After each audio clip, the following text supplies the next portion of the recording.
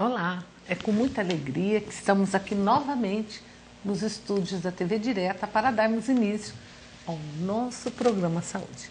Aquele programa que vocês já sabem, né, que é feito com todo carinho, né, e que, à medida do possível, sempre tenta levar para vocês mais informações da área de saúde, como viver melhor, como aprender, né, a não ficar doente.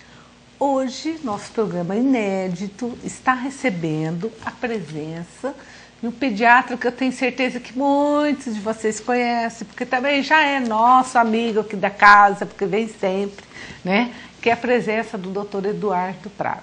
O Dr. Eduardo é médico pediatra aqui na nossa cidade e gentilmente aceitou nosso convite, está com a gente aqui hoje. Então vamos dar as boas-vindas ao doutor. Doutor, muito obrigado por ter aceito o convite, estar aqui com a gente novamente. Obrigado, Eliana. Vamos passar uns momentos juntos. Vamos ver se a gente consegue esclarecer, conversar com a população um pouquinho, para ver se tentamos resolver alguma coisinha que está ao nosso alcance. E é um prazer sempre estar aqui com vocês. Bom, gente, então já mostrei para vocês quem é o nosso convidado de hoje e o assunto, né? Vamos tirar nossas dúvidas de pediatria, tirar nossas dúvidas a respeito das crianças. Mesmo quem não tiver dúvida, ligue para a gente, para deixar seu recado, a sua crítica, sugestão ou simplesmente aquele abraço, né, ao doutor Eduardo. Porque eu sempre falo assim, ó, principalmente os pediatras, às vezes as crianças estão em casa assistindo e falam, mãe, olha lá, meu pediatra, né? Então ligue para a gente fica imensamente feliz com a ligação de vocês, em poder ajudar a tirar as dúvidas. Enquanto vocês vão ligando para participar do nosso programa Saúde, eu e o doutor vamos conversando um pouquinho. E assim, ó, eu até estava conversando com ele um pouquinho antes de começar o programa, que algo que chamou muita atenção da mídia essa semana foi aquela criancinha lá do sul do país, né, que mordeu uma cobra. Eu acho que muitos de vocês viram isso na mídia, né? Viram o perigo que muitas vezes uma criança brincando, mesmo no ambiente, né, domiciliar, né? Quantos perigos uma criança pode correr. Então nós vamos abrir o programa de hoje falando sobre isso. Eu vou perguntar para o doutor, assim, a maioria dos acidentes que ocorrem com as crianças, realmente é dentro de casa, é nesse ambiente, doutor? Eliana, a grande maioria dos acidentes, primeiro a gente tem que falar assim, acidente é uma coisa que a gente deve prevenir. Depois que acontece, na verdade, a gente vai ter que remediar ou vai ter que tentar sanar os danos que foram causados. A grande maioria dos acidentes, eles acontecem no nosso ambiente de casa. E a maioria deles em dois locais principalmente, a cozinha e o banheiro, tá bom?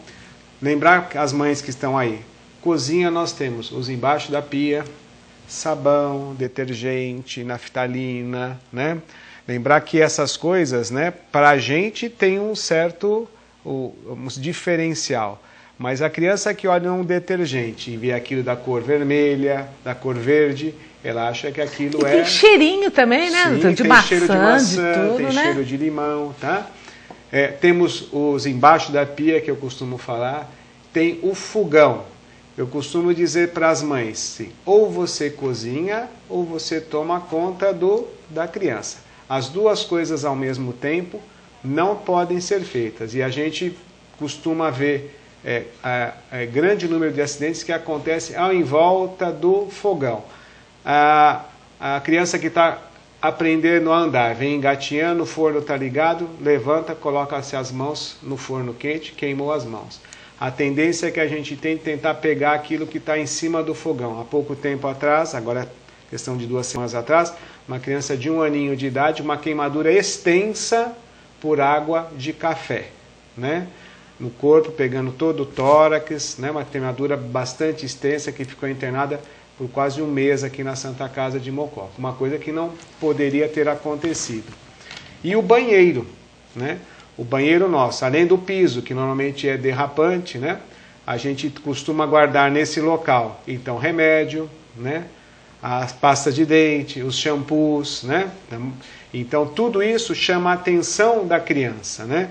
E eu costumo dizer, estas coisas que ela não pode ter acesso, ela deve estar num lugar realmente de difícil acesso, normalmente isso alto, chaveado e trancado, para não poder chegar até lá.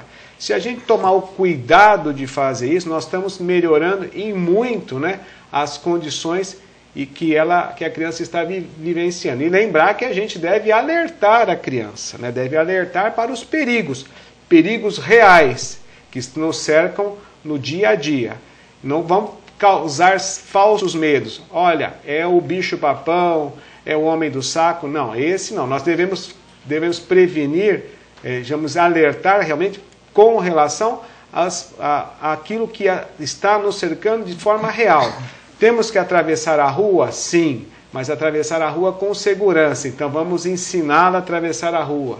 Segurar firmemente na mão e no braço da criança para que se faça isso, né? Não precisamos ter medo do homem do saco, mas precisamos ter medo dos estranhos na rua, né? Então não vamos ensiná-la como se comportar. Então isso é o que a gente deve fazer, é justamente colocar, cercá-los de segurança e lembrar que a vigilância constante, isso é fundamental para ele. Está chegando agora a época do verão, doutora Eliana. A senhora como neurologista, eu como pediatra, quantas vezes atendemos crianças afogadas aqui em Mococa? Quantas vezes, né? Nossas piscinas, né? Se temos piscina em casa, esta piscina, a água é um fator de atração para essas crianças muito grande. Então isso deve estar cercado com chave, que realmente impeça essa criança de ir. Pois eu vou colocar sobre a piscina uma manta. A gente sabe que isso não é suficiente para a gente ter a prevenção do acidente. E, gente, vigilância constante. Tá? Isso a gente não podemos tirar os olhos das crianças, né? Ou ter sempre um adulto por perto que esteja atento àquilo que está acontecendo. Eduardo, e você já viu também muitas pessoas que colocam produtos de limpeza dentro de garrafa de refrigerante, né? Então, é o hábito que nós temos, né, doutora Eliana, com relação ao acondicionamento. E foi que a gente disse, para a gente sabe que é o detergente. A gente sabe que não é a gasolina, né? Que é a gasolina. Mas para ela não é, né? Então aquilo está dentro de uma garrafa de Coca-Cola. Então até aquilo foi feito para a gente tomar. Então às vezes a gente chama assim, a leitura incidental, quer dizer, ela olha, ela sabe que aquele negócio é Coca-Cola, não precisa nem aprender a ler, mas ela sabe que a garrafa é de Coca-Cola, então ela tem que tomar a Coca-Cola e ela vai levar aquilo à boca. Então a gente não pode dar essa chance ao azar, né? Devemos estar sempre atentos justamente a essas condições, né? Mas é verdade, você pega uma placa assim, né, escrito, por exemplo, Coca-Cola, né? E mostra uma criancinha de 3, 4 anos, está escrito aqui, né? Ela nem sabe ler, mas sabe que está escrito. Mas sabe o que está falando. E assim, ó, você já presenciou algum caso bizarro, assim, igual nós estávamos falando dessa criança, mordeu uma cobra? Você já presenciou alguma coisa assim? Já presenciei, já vivenciamos algumas situações estranhas, né? Eu tenho um paciente no consultório que tem um sítio aqui em Mococa, né? Tem duas crianças pequenas, tá bom? E os pais estavam atarefados com outras coisas, né, para ali por perto. Quando olha para a menor, ela vem carregando uma jararaca pelo rabo, né? Também puxando a jararaca pelo rabo, né? Então você fala, olha, aí a gente fala assim, que Deus protege realmente as crianças e os bêbados. Então essa, graças a Deus, protegeu essa nossa querida aí. Né? Imagina o susto que eles não levaram. Nossa, imagina o susto que ele ter levado. Gente, ó, quem quiser ligar, participar do nosso programa, o nosso telefone 36564147 e o nosso e-mail saudetvd@hotmail.com já está à disposição de vocês. A novidade é que em breve estaremos também pelo WhatsApp, né? Porque hoje em dia todo mundo tem WhatsApp, né? Então aguardem que vai ser mais um meio de comunicação de vocês com a gente aqui no programa Saúde.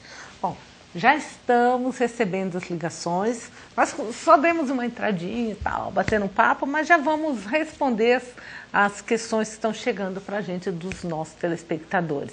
Você que ainda não ligou, gente, dá tempo, ligue para a gente, vamos aprender e nos ajudar a fazer nosso programa. Vamos abrir então o nosso programa com a Sara, lá da São Domingos. Sara, um grande abraço, muito obrigada, um abraço para todo mundo da São Domingos que assiste o programa Saúde. Doutor, o que posso oferecer de sobremesa para um bebê de 9 meses? Posso dar assim, gelatina para o meu neném? Olha, acho que a gente tem que ficar atento, na verdade é assim, a alimentação da criança ela deve ser uma alimentação saudável, né? Às vezes a gente fica muito preocupado que nós vamos dar de guloseima ou de sobremesa, mas nós temos que ficar mais atento àquilo que nós vamos dar é justamente sobre a mesa. Então, a sua criança de 9 meses, ela tem que estar comendo o almoço e o jantar. Ela vai ter que estar fazendo o café da manhã, que normalmente é uma alimentação de leite. Vai ter que ter aquele lanchinho entre o café da manhã e o almoço, que chama colação, que a gente fala é um lanchinho, que é justamente para preparar para o almoço.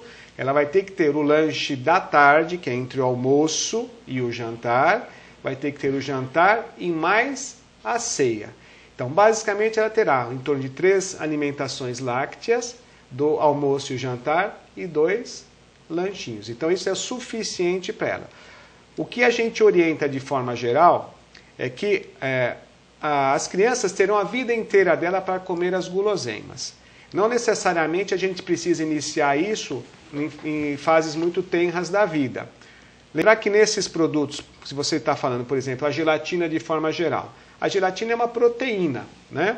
E isso pode ser oferecido. Porém, dentro dessa gelatina, para ela durar, ela vai ter um conservante, ela vai ter um corante e ela vai ter um edulcorante. O que é isso?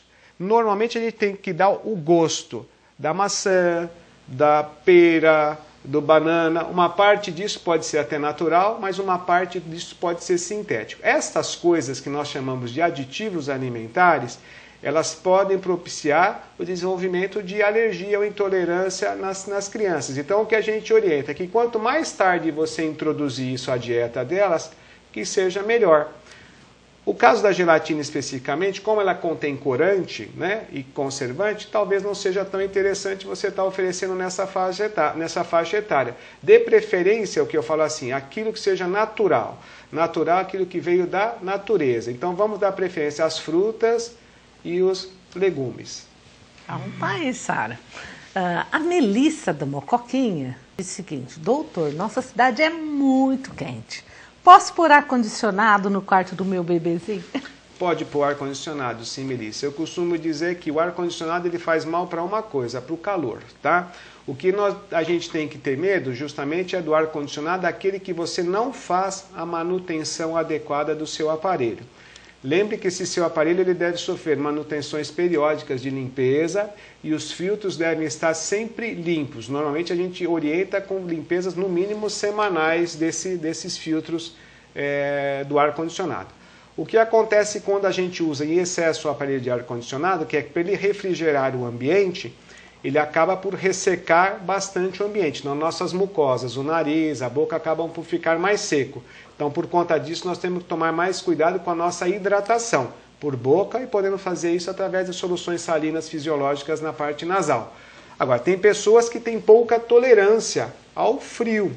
Então, nesse caso específico, não precisamos estar extremamente frio. A temperatura deve ser adequada, né? Ou deve ser gostoso. Não precisa colocar o aparelho do ar-condicionado para funcionar na potência máxima para resfriar o ambiente e deixá-lo muito, muito frio, que aí acaba sendo até não confortável para a gente. Deve estar um ambiente que a gente chama termicamente neutro, né?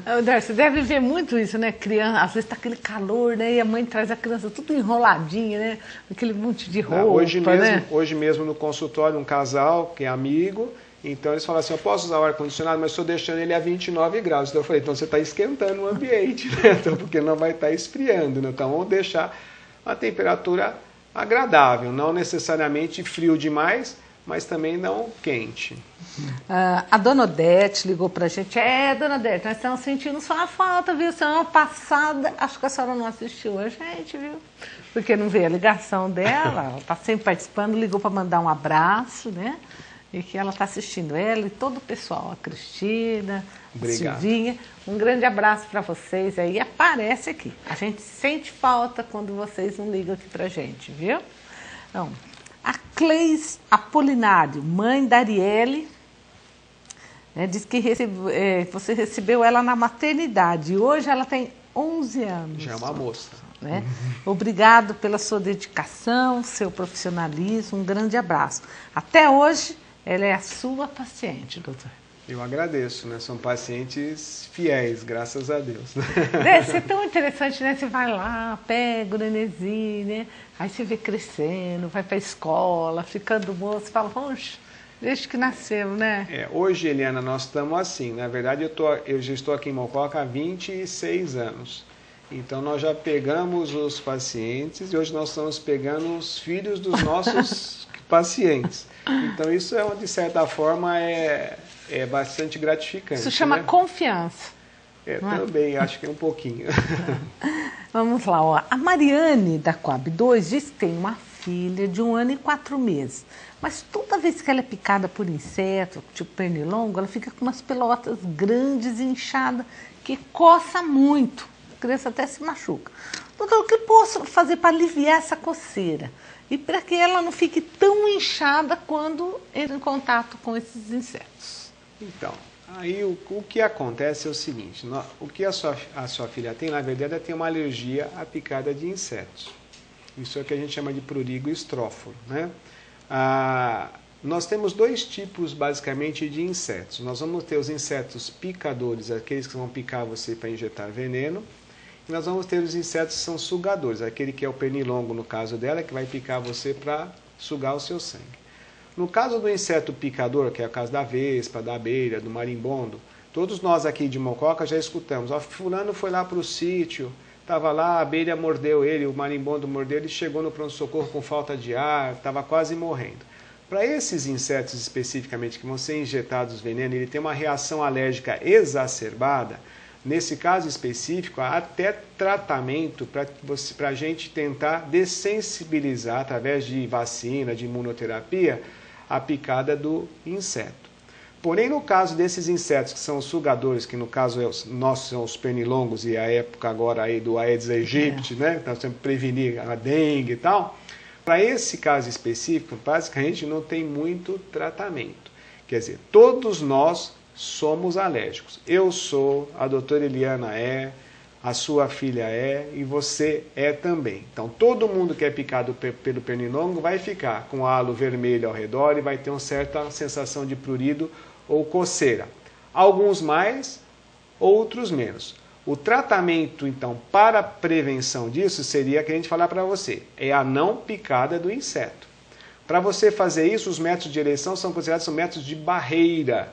Então você vai ter lá a sua casa, você vai usar o mosquiteiro, podemos usar até esses remedinhos de parede que dão uma certa proteção, porém nenhum deles dá uma proteção de 100%. E lembrar que os repelentes que nós aplicamos sobre a pele, esses também não dão proteção de 100%, muito longe disso. A proteção deles, às vezes chega a ser ínfima. Então o que a gente tem que fazer é justamente a prevenção da picada do bichinho. Depois que ele picou, aí nós podemos passar até remédio para tirar a coceira, para tirar a vermelhidão, tudo, mas nós vamos estar sempre dando remédio para que ela não esteja coçando. Ao fato que, se você prevenir a picada, seria de melhor solução. E lembre que esses bichinhos que picam normalmente nas extremidades são insetos voadores. E a gente sabe que eles estão mais alvoroçados, à exceção do Aedes que pica a gente o dia inteiro, eles estão mais alvoroçados ao final da tarde e começo da noite, né? Então, nessa hora, geralmente a gente procura ficar mais em casa para evitar de ser picado. A Carmen da São Domingos diz assim, doutor, é normal o bebê ter febre, ficar irritado quando os dentes estão nascendo? E o que a gente pode fazer para minimizar esse incômodo? Vem aquela polêmica, né? Pediatra não acredita muito, né? Carmen, então o que eu vou dizer para você é o seguinte, febre, ela não é normal. A febre é um sintoma. Agora a gente precisa ver de onde está vindo essa febre. Se você for perguntar para mim, Eduardo, você acredita que na verdade o dente pode dar febre? Eu particularmente não acredito. Tem até colegas que acreditam nisso. Então, nós temos 20 dentes de leite, 32 dentes definitivos, são 52 no total. Doutora Helena, 52 febres ou 52 diarreias é muita coisa. Então a gente sabe que quando o dentinho está nascendo, principalmente os dentes posteriores, às vezes você faz até uma reação inflamatória na gengiva, faz até o que a gente chama um cisto de erupção. Aquilo incomoda. Pela reação inflamatória, será que aquilo poderia causar febre? Até poderia, porque ele libera mediadores inflamatórios, poderiam ser causa de febre. Mas não é isso que a gente vê na prática, no todo dia. Então, normalmente os dentinhos não costumam dar esse tipo de quadro. Eventualmente, se tiver a febre for persistente, é melhor a gente dar uma olhada para ver se não tem nenhuma outra coisa diferente. Mas a criança fica irritada. Ah, sim. Principalmente os dentes do fundo, os molarzinhos, os pré-molares, como pode ter eles fazem até um cisto de erupção mesmo, a gente olha, tem uma coleção de sangue no local, ele pode deixar mais irritado. E lembrar que faz parte do próprio desenvolvimento da criança, tudo que ele pega é levar à boca, né? Então, justamente para ele experimentar tudo isso. E ele vai estar levando à boca também, até como forma de tentar controlar talvez esse desconforto aí. É porque tem muita mãe que fala, olha lá, ele só fica mordendo, acho que está coçando. Né? Freud falava que seria o período oral da criança, então tudo levaria à boca até seria a principal fonte de experiência e sensação dela. Ó, a Pamela, lá da Alvorada, diz o seguinte, que o bebê dela tá quase 1 aninho e ainda é careca. Isso é normal? Será que não vai nascer o Pamela, cabelinho? Fique tranquila, o cabelinho vai nascer nele, vai ficar cabeludo, tá? Mas às vezes demora um pouquinho mais de tempo para nascer. Lembrar que existe, dentro da normalidade, a normalidade é uma coisa muito interessante. Nós temos uma variação muito grande da normalidade. Tem pessoas, na mesma faixa etária, por exemplo, tem bebês que vão estar pesando 10 quilos que estão normal, e tem bebês que vão estar pesando 5 quilos que também estão normais.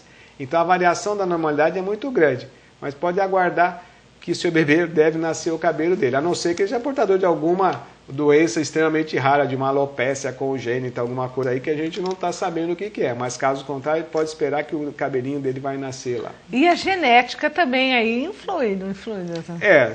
Nessa fase, às vezes pode demorar um pouquinho mais, mas a gente sabe que nós homens, né, sofremos mais com isso, quer dizer, quando a gente tem na nossa família pessoas carecas, existe maior possibilidade de a gente, homem, ficar careca quando a gente for mais velho. Né? Diz que é só olhar para o pai, não é? Exatamente. A gente já tem um espelho, mais ou menos. Já vai ter uma noção de como isso pode se comportar. Ó, a Janaína, aqui do centro, ela ligou também para a gente. Ó, meu filho tem 11 meses e está começando a andar, mas cai, doutor, o tempo todo. E bate a cabeça na tentativa de ficar em pé. Então ela gostaria de saber o que ela pode fazer para evitar tanta queda. Então, Janaína, veja bem, ótimo, seu filho com 11 meses está na fase correta dele, está engatinhando e está tentando andar. Ele está explorando o ambiente. Eu costumo fazer a comparação assim, quando nós tiramos carta de motorista, né, a gente dirigia bem? Então, é a mesma coisa a criança. Quando ela está experimentando a andar, começando a andar, a gente compara como se ela estivesse aprendendo a dirigir. Então aquilo é devagarzinho. Então ela vai devagar, ela aumenta a base de sustentação dela, as perninhas estão sempre mais abertas, ela vai devagarzinho, vai se equilibrando. E, gente, vamos lembrar que a natureza fez as coisas certas, quer dizer, ela fez a criança pequenina.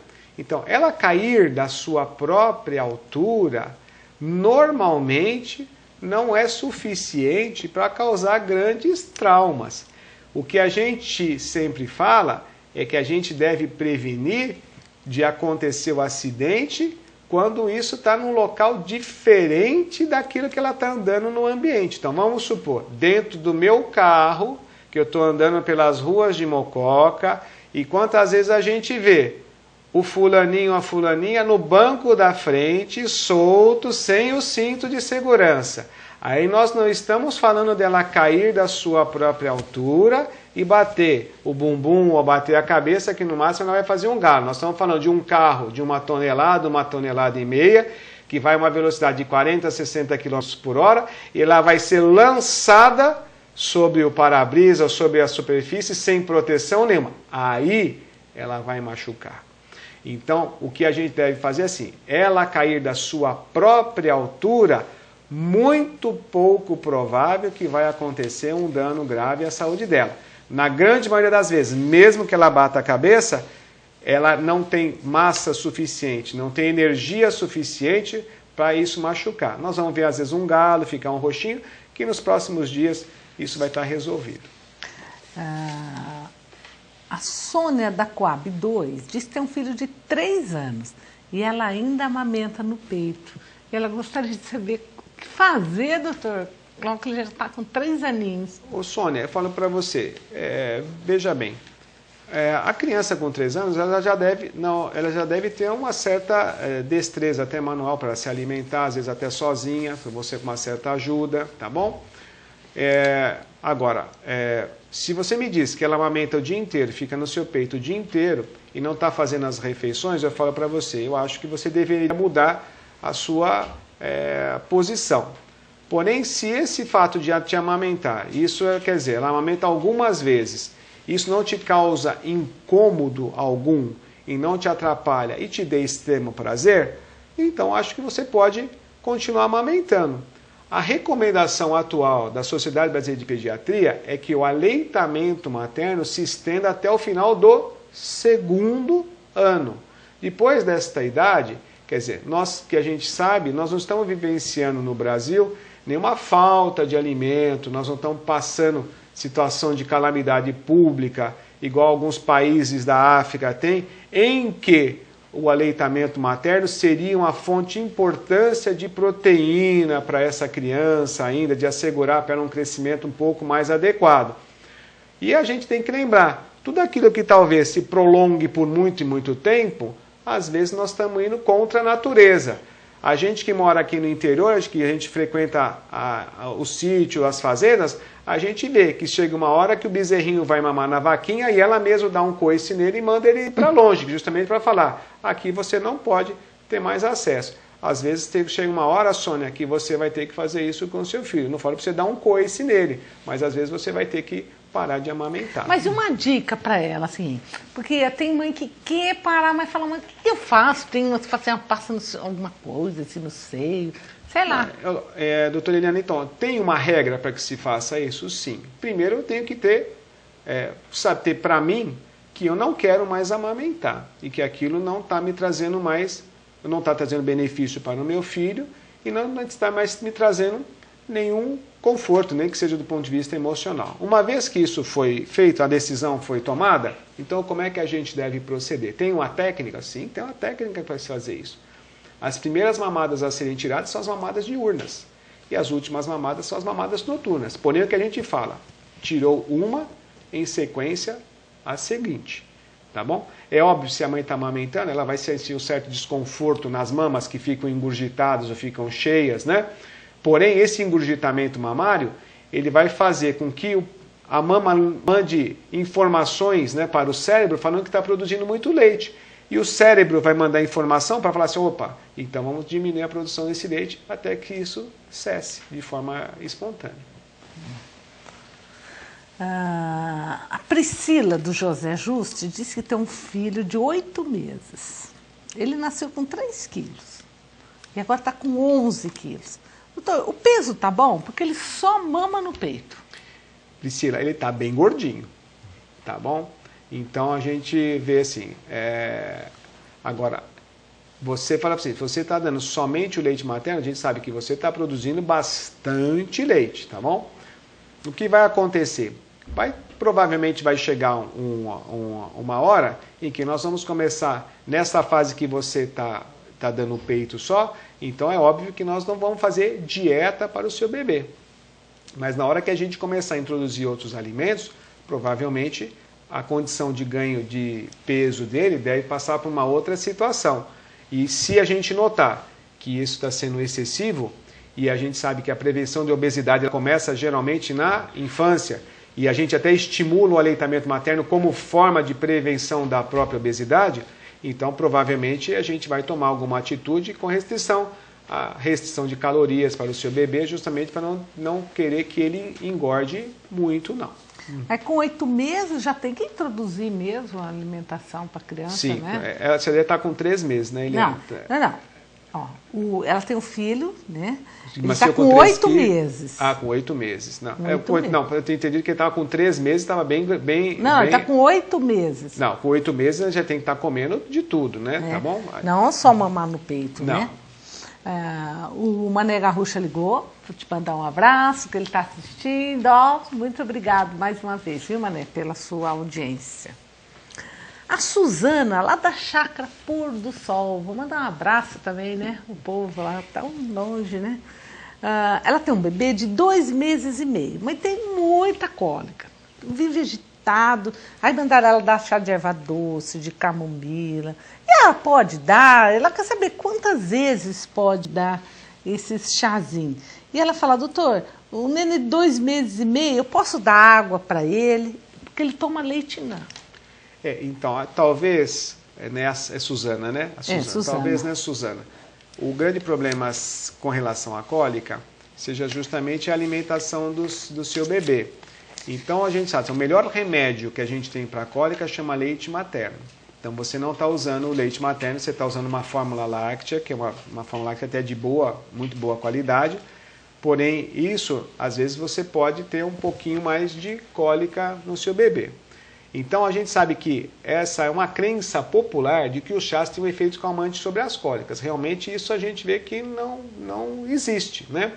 A cólica, o que é? O intestino está contraindo para pôr para fora aquilo que está lá dentro, então, que são gases e fezes. O intestino da criança, e a criança quanto mais novinha ela é, esses reflexos que acontecem no intestino, eles às vezes são mais exacerbados. Então, o próprio comer, tudo isso, às vezes pode desencadear reflexos que fazem com que o intestino contraia e possa dar um pouquinho mais de cólica. Eu aconselharia você a tentar usar os meios físicos. Massagem na barriga, dobrar as perninhas sobre a barriga da criança, compressa morna sobre a barriga. Isso tudo ajuda bastante. E a gente tem que lembrar que a cólica não é doença. E ela vai melhorando, na grande maioria das vezes, com o passar da idade. Quando vai chegando por volta dos 3 meses, vai melhorando bastante. Então, se seu filho está com 2, você tem um pouquinho mais de tempo aí para frente. É óbvio que não vai sarar por completo de um dia para o outro, mas que vai melhorando bastante com o passar do tempo, isso vai sim. Mas que é dura, né? Fala a verdade. Seus filhos tiveram cólica? Da Juliana, minha do meio, teve bastante cólica. Os outros 2 eu não estou muito lembrado, não. Acho que não tiveram muito. Você dava uns chazinhos assim? Não, a gente acaba usando, né, Eliana? Não tem gente, né? Mas é o que a gente procura fazer, a compressinha morna, a massagem na barriguinha, isso aí funciona bastante bem. Bom, o Esquel, lá do Brás, diz assim, doutor, o senhor recebeu meu filho há 14 anos atrás e hoje ele é vencedor de motocross. Um grande abraço. Parabéns para ele. Mas juízo com esses negócios, juízo, né? né? Lembrar de andar com capacete, luva, né? Bastante cuidado, né? Mas que show, né? Tá vendo? Olha, fala assim, ó, tive participação, né? A Renata da Colina Verde diz que o filho foi picado por um inseto e formou muitas bolhas. E um médico diz que quando está com bolha pode transmitir para outra criança. Isso é verdade, doutor? Não, a picada que aconteceu, que ele teve uma reação, a picada do inseto provocou uma reação alérgica mais exacerbada e essa reação alérgica provocou as bolhas ao redor. Eventualmente, como aquilo é pruriginoso e ele coça, a gente pode infectar as bolhas. A bolha que infectou, ela não é mais a bolha, ela virou a infecção de pele. Ali está com um germe, provavelmente um germe que é uma piodermite, e essa piodermite ela pode passar de pessoa para pessoa, pelo contato. Então não foi a picada que provavelmente vai passar pela pessoa, mas a infecção que está na pele dela, que ela provavelmente aconteceu pela coçadura, pela fricção do local. E a gente tem que tomar cuidado, porque criança, né, ainda mais em creche, escola. O que a criança, na verdade, ela é muito dada, elas entram muito em contato uma com a outra, elas se abraçam, elas se pegam, elas pegam a chupeta da outra, ela pega o copo do outro. E a gente sabe que desta forma a gente também está partilhando não só emoções, não só amor, mas estamos partilhando os germes também, né? Então os da pele também são bons. Tem a parte boa e tem a parte ruim.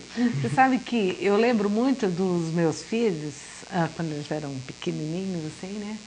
E eles, na escola, tinham o dia da fruta, né? Então, todo mundo dividia as frutas. E quem levasse a manga era o dono do caroço, né? Aí um dia meu filho falou assim, mãe, a professora às vezes sai, todo mundo chupa o caroço, né? Todo mundo dá uma lambidinha. Todo mundo lambe o caroço. Então, quer dizer, criança é criança, né? E a amizade deles, eles têm um senso de colaboração assim, bem diferente dos adultos. Então, elas estão partilhando, nesse caso, provavelmente estão partilhando coisas boas, né? Mas vamos lá, ó. A Carla da Vila Carvalho disse que o filho tem 8 meses, não nasceu nenhum dentinho ainda, doutor. Isso é normal? Carla, então, a idade mais frequente dos dentinhos nascer, ela começa a aparecer por volta do 6º mês. Porém, tem crianças que até nascem com o dente já. Tá? E tem outras que vão demorar um pouquinho mais de tempo para nascer. Então é muito frequente. É muito mais frequente a gente observar um retardo do aparecimento da dentição do que o dente nascer mais precoce, que é antes dos 6 meses. Então é muito frequente isso daí. E às vezes chega no finalzinho do primeiro ano, às vezes tem bebê que não tem nenhum dentinho na boca. A gente até brinca, acho que a gente vai ter que ir em 99 comprar uma dentadura para colocar, né, para aparecer nas fotografias de um aninho, né, brincando com isso daí. Mas os dentinhos vão aparecer. Talvez esteja demorando um pouquinho mais, mas está dentro do que a gente considera normal para a idade dele. Eles falam, a criança ela tem um desenvolvimento assim, que a gente não pode falar muito, né, Eduardo? Porque assim, tem crianças que nascem com algum probleminha, ou nasce um pouco mais menor, um pouco mais atrasada, mas parece que ela engata uma quinta e vai embora, né? O que a gente tem que propiciar para elas um ambiente propício que ao próprio desenvolvimento, não só físico, quer dizer, nutricional, mas psicomotor também, né? Tá bom? Afetivo, né? O cultural, né? Levar as crianças para a escola, né? Ler para os nossos filhos, né? Contar histórias, né? Então a gente deve propiciar para nossas crianças um ambiente de desenvolvimento, né? Não deixá-las largadinhas lá no cantinho, dentro do bercinho delas. Então vamos estimulá-las, né? Que potencial elas têm, Sim, né? com certeza. A Alessandra da Santa Rosa diz que o sobrinho tem 1 ano e 9 meses. E só tem 2 dentinhos na parte de baixo ainda. Doutor, é normal? Então a gente fala, o habitual, né, Alessandra, era que ele tivesse mais dentinho na boca, mas isso não quer dizer, se já nasceram 2, muito provavelmente os outros estão por vir. Lembrar que a mastigação, né, de alimentos, né, ele propicia o desenvolvimento não só da mandíbula, mas também o aparecimento dos dentes. Então a gente deve colocar alimento na boca dessas crianças para que elas mastiguem, né? Então não procurar dar só o molinho, ou aquele que é o suquinho, a papinha, não, vamos dar comidinha, amassadinha, direitinho para ele, justamente para ele estimular até a mastigação, como forma de estimular até o aparecimento dos dentes. É uma dica, né? Isso aí. O pessoal que está preocupado, que a criança está demorando um pouquinho na dentição. A Patrícia do Descanso disse que, meu filho tem 12 meses e ainda não anda, doutor. Devo me preocupar? Como posso incentivá-lo para dar os primeiros passos? Então, é que a gente volta à questão anterior. Nós temos que propiciar para o seu bebê, que é um ambiente estimulante, tá bom? Ao invés de carregar ele para lá e para cá, vamos deixar ele livre no ambiente, para ele tentar estimular, para ele tentar se locomover, tá? Vamos criar situações em que ele haja necessidade dele tentar caminhar, tá? É o que a gente sempre fala, o desenvolvimento é uma estrada que a gente tem que percorrer, tá bom? Nessa estrada que a gente vai, tem pessoas, ou tem carros que andam a 80 km por hora, tem carros que andam a 100 km por hora, então a mesma coisa, com relação às crianças, esse desenvolvimento, ele dar-se-á de forma diferente em diversas crianças. Então, cada criança tem um padrão de desenvolvimento que é próprio dela. A gente deve propiciar para ela o estímulo para que ela faça isso de uma maneira mais adequada, tá bom? O que a gente não pode fazer, né, doutora Eliana, que eu falo para meus pacientes, é que nesta estrada, então, eu paro no acostamento, quer dizer, eu não vou nem para frente nem para trás. Então, aquela criança que estava sentando e dali não fez mais nada. Ou aquela criança que estava engatinhando e parou de engatinhar, né? Ou então, que seria um dado muito mais importante, é que ela perca o que a gente chama esses marcos. Então, aquela criança que estava engatinhando deixou de fazer e já não faz mais. Aquela criança que estava sentando e ela não está fazendo mais. Então, ela está perdendo esses marcos, ela está retrocedendo. Então, o que eu costumo dizer, não pode parar no acostamento, nem engatar marcha ré. Se ela está indo para a frente, mesmo que isso seja devagar, provavelmente esse é o padrão de crescimento e desenvolvimento dela. E a gente tem que fazer, igual a senhora falou, propiciar meios para que a gente estimule para que isso se dê da maneira mais harmônica possível. Então nós devemos ter atenção, com um aninho, está muito normal ela não estar andando ainda. Mas o que a gente tem que ver é o seguinte, cada dia que passa, o seu bebê está mais esperto ou não? Essa é a pergunta que a gente tem que fazer. Se a sua resposta for sim, tá tudo legal, pode continuar. E lembrar que de primeiras mães, correr colocar as crianças no andador, né? Lembra que andador, inclusive, é um objeto que causa muito acidente e acidente em casa. Tá?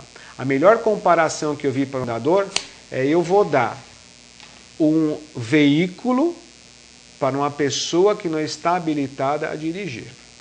Então esse veículo contém rodas, as crianças elas aprendem que elas podem colocar velocidade nisso.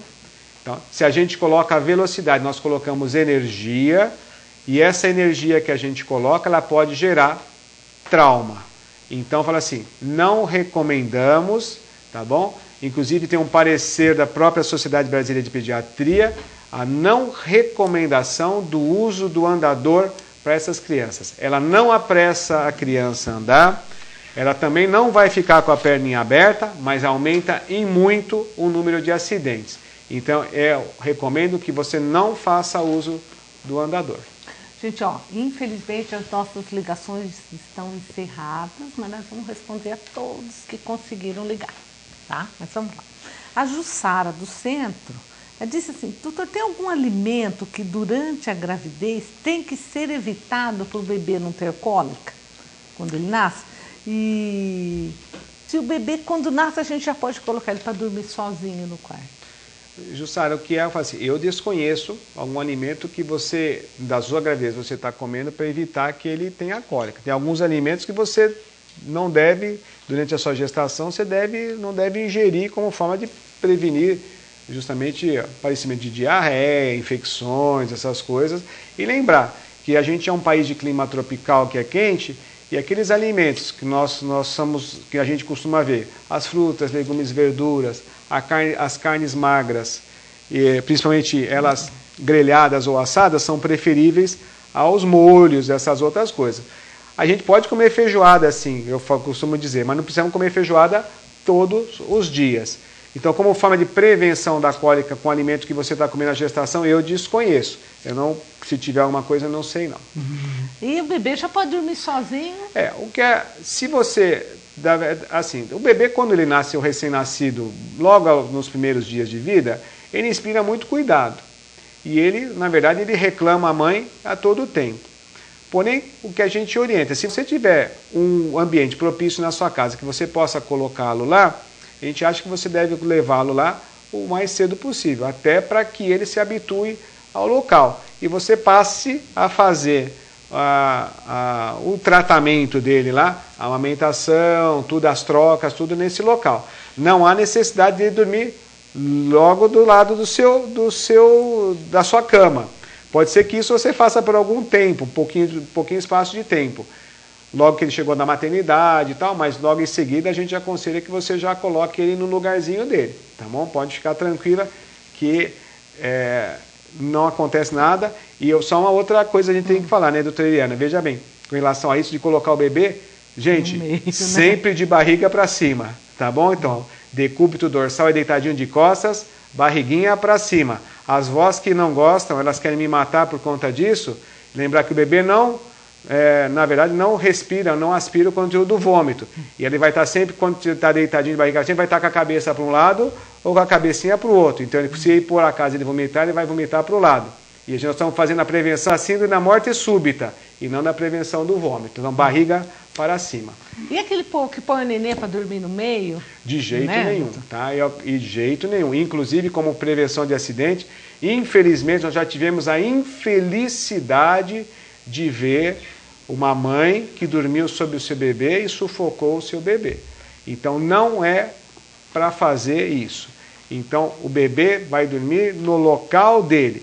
A mãe está cansada, o pai está cansado e a gente dorme profundamente e até como forma de prevenção de acidente. Não devemos colocar o bebê para dormir junto da gente. O bebê no lugarzinho dele, na caminha dele, a gente na nossa cama. Agora eu quero ver você responder essa pergunta aqui do Gilberto, pai da Isadora. Diz que é seu paciente, ela é sua paciente, né? Primeiro parabeniza pelo programa. E ele fala que a menininha dele, a Isadora, tem 11 meses. E ela já fala, vai Corinthians. E o que você acha se isso é normal? Então, ali eu falo para você, Gilberto, você tem que ficar muito preocupado com a sua filha, né? Tá bom? Se ela estivesse falando, vai São Paulo, eu estava já mais contente. Mas vamos lá, ó. A Elaine, da Coab 2, diz que tem um filho de 3 anos. Tem dias que ele está muito agressivo, chora, faz birra, bate, e tem dias que ele parece um anjinho. Normal, doutor, essa alteração assim, de personalidade numa criança de 3 anos? Elaine, é o que a gente fala assim, eu acho assim, o crescer, né, a gente dá para o nosso filho, independente, não só nutrição para ele crescer de tamanho, de altura, tudo, mas a gente também dá educação, né? Então, isso que você está falando, a gente tem que falar o seguinte, nós temos que pôr limites, tá bom? Hoje em dia é muito difícil a gente tentar fazer isso, mas o que a gente orienta para os pais é que, na verdade, vocês passem para os seus filhos aquilo que vocês acreditem que são as suas verdades. E é óbvio que, por exemplo, que uma criança de 3 anos, ela não pode bater na sua mãe. Isso não tem nada de engraçadinho. Nossa, que engraçadinho, ele está batendo na mamãe. Não, não tem nada de engraçado nisso. Então, na verdade, a mãe tem que se fazer respeitar. Ela tem até a sua força física para não deixar que isso aconteça. E ela tem que mostrar sua insatisfação quando isso acontece. Então, tem que mostrar para a criança justamente como que são as regras de comportamento e temos que orientar com relação a isso. E se for o caso, às vezes até de castigar, não castigo físico, mas vamos impor algumas penalidades, porque na nossa sociedade ela nos impõe regras, e nós temos que ensinar para os nossos filhos quais são as regras de convivência natural, de convivência social, perdão. E entre as regras de convivência social, eu não vou ter tudo aquilo que eu quero. Então eu tenho que saber dizer não para o meu filho também. Olha, não pode fazer e está acabado. Isso faz parte do educar, do crescer. Então, coloque talvez um pouquinho mais de limite para o seu filho. Tá bom? Acho que seria mais por aí. A Mona Lisa da Mocoquinha tem um sobrinho de 7 meses. Sexta-feira, ele passou mal, começou a espumar a boca, ficou roxinho e vomitou. Ela gostaria de saber, isso é um começo de convulsão? Ou pode ser virose e tal, devido ao calor? Isso passou por um médico, mas não foi conclusivo o diagnóstico. Olha, pelos dados que você apresenta, até a doutora Eliana como neurologista, eu acho que ela vai concordar, não me parece que tenha sido uma crise convulsiva. Me parece mais que tenha sido um engasgo e ele salivou por conta do engasgo, tá bom? Da mesma forma que a gente fala assim, não existe início de ameaço de ataque ou ameaço de convulsão. Ou a gente tem, ou a gente não tem. Ou a gente está grávida, ou não está grávida. Não existe meia gravidez. No caso específico do seu bebê, é óbvio que é muito difícil a gente falar, mesmo pelos dados que você me passa, parece que seja mais um engasgo. do que uma crise convulsiva. Eu acho que eu ficaria mais com o quadro do engasgo do que com a crise convulsiva. Não me parece, faltam dados para a gente pensar em crise convulsiva. Não me parece que tenha sido, não. Eu concordo com você. Eu acho que a gente precisa de muitos detalhes para a gente caracterizar uma crise. Porque a partir do momento que você fala assim que a criança teve uma convulsão, a mãe já muda a conduta com a criança, né? Os cuidados são outros. E então, lembrar que, na verdade, cuidado, né? Para o leigo, na verdade, isso pode às vezes aparentar que seja, né, uma perda de consciência. Mas aí o que acontece? Quando a gente vai fazer a história detalhada de como isso aconteceu, nós vamos ter assim, detalhes até temporais, como ela se comportou antes e depois e durante e tal, que vai caracterizar para a gente que seja uma crise convulsiva ou não. No caso específico, a minha opinião e parece da doutora Eliana, que não se caracterizava como sendo um quadro convulsivo, não. Uma coisa também que chama muita atenção e ajuda quando a gente quer fazer o diagnóstico de uma crise convulsiva é saber se na hora que acabou a crise, a criança voltou a fazer o que ela estava fazendo ou ela ficou molinha, sonolenta, cansada, né? O que a gente fala assim, a convulsão para a gente seria um curto-circuito do sistema nervoso central. Gente, vamos pensar assim, se acontecer um curto-circuito na minha casa, logo em seguida, após esse curto-circuito, eu vou ligar a tomada, ela estaria funcionando tudo normal? Muito provavelmente não. É isso que a doutora Eliana está tentando dizer, que normalmente depois desses episódios ictais ou convulsivos, nós vamos ter outros comemorativos que vão nos nortear com relação, olha, realmente foi uma crise convulsiva ou não. Você lembra que de primeiro, assim, antigamente, bem antigamente, as crianças tinham algo assim, já começavam a tomar Gardenal, né? Ainda bem que agora não muito. É mais assim. Mas antigamente, assim... Mudou muito, né, Eliana? A gente falar para você, graças a Deus a medicina tem evoluído muito, né? A ciência tem evoluído bastante, acho que o acompanhamento das crianças... E os médicos também, né? Acho que uma série de coisas que aconteceram nesse tempo todo que faz com que acho que os cuidados estão sendo melhores hoje, né? O Gustavo, da Vila Lambari, disse que a filha vai fazer 7 meses, mas está toda empipocadinha. Passou pelo médico e está tomando um antialérgico. Doutor, pode ser assim, alergia a calor, ao mesmo leite que ela toma leite de caixinha? Tem 7 meses. Então aí, Gustavo, o que vai ser? Pelo que você está falando, como eu estou imaginando, né, que como a gente está vivenciando um período de bastante calor, e a criança, ela transpira bastante. Então, pela descrição que você está dela todinha empipocadinha, me parece que isso aí seja mais do calor mesmo, seja que a gente chama de miliária rubra, né? Então, as glândulas sudoríparas da criança, elas secretam bastante mais suor e ela acaba ficando com o corpinho vermelho. E isso é produzido pelo estresse térmico. Até para melhorar, a gente deve melhorar o calor e tirar o agasalho, né, da criança. Me parece que seja mais por esse lado aí. Eventualmente, como isso pode até coçar um pouquinho, talvez até tenha tomado um antialérgico justamente para melhorar a coceira ou o prurido que ela está sentindo. E a Carla da Vila Carvalho diz que o nenê dela tem 10 meses, começou a nascer as presas e parou de se alimentar, doutor.